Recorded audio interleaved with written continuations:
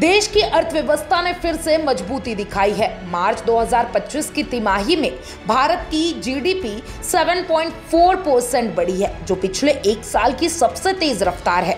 खास बात यह है कि इस ग्रोथ के साथ भारत ने चीन को भी पीछे छोड़ दिया है। सरकार ने 30 मई को जो ताजा आंकड़ा जारी किया है वो बेहद राहत देने वाला है। जनवरी से मार्च 2025 की तिमाही में भारत की जीडीपी ग्रोथ 7.4% रही है। ये बीते 4 तिमाहियों का सबसे अच्छा प्रदर्शन है। इससे देश की अर्थव्यवस्था को लेकर उम्मीदें और मजबूत हुई है।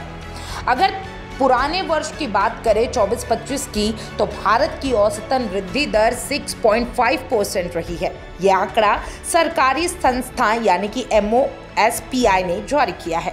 इसका सीधा मतलब है कि सरकार की नीतियां, उद्योगों की बहाली और लोगों की खरीदारी में बढ़ोतरी ने अर्थव्यवस्था को रफ्तार दी है। अगर पिछले कुछ सालों के आंकड़े देखें तो 2021-22 में जीडीपी ग्रोथ 8.7% रहा है। वही अगर 22-23 की अगर बात करें तो 7.2%, और अगर मैं बात कर लूँ 23-24 की तो 9.2% रहा। यानी कि भारत लगातार तेज रफ्तार से आगे बढ़ रहा है, जबकि दुनिया के कई देश आर्थिक संकट से जूझ रहे हैं। इस बार भारत ने चीन को भी पीछे छोड़ दिया है। चीन की जनवरी मार्च 2025 की तिमाही में वृद्धि दर 5.4% रही है, जबकि भारत की 7.4%। इसका मतलब है कि भारत ने न सिर्फ अपनी अर्थव्यवस्था को संभाला है, बल्कि विश्व स्तर पर भी मजबूत होता नजर आ रहा है। भारतीय रिजर्व बैंक ने पहले ही अंदाजा लगाया था कि 24-25 में भारत की जीडीपी 6.5% के आसपास रह सकती है।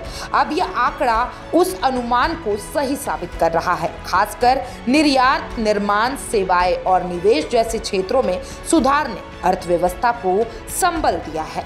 सरकार की कई योजनाओं का असर अब साफ दिखाई दे रहा है, जैसे इंफ्रास्ट्रक्चर में बड़े निवेश, डिजिटल इंडिया, स्टार्टअप इंडिया और PLI स्कीम ने देश को आर्थिक मजबूती दी है। भारत की यह जीडीपी ग्रोथ सिर्फ एक आंकड़ा नहीं, बल्कि देश की मेहनत, नीतियों और नेतृत्व पर लोगों के भरोसे का नतीजा है। अब देखना है कि क्या ये रफ्तार आगे भी जारी रह पाएगी और भारत अगली तिमाही में भी दुनिया के सामने ऐसे ही मजबूती से खड़ा रहेगा या फिर नहीं। अगर आप क्या सोचते हैं भारत के ग्रोथ के बारे में, कमेंट बॉक्स में जरूर बताइएगा। और तमाम ऐसे अपडेट्स के लिए चैनल फॉर न्यूज इंडिया के साथ बने रहें। डॉक्टर ऑर्थो, अब दर्द भी घुटने टेकेगा।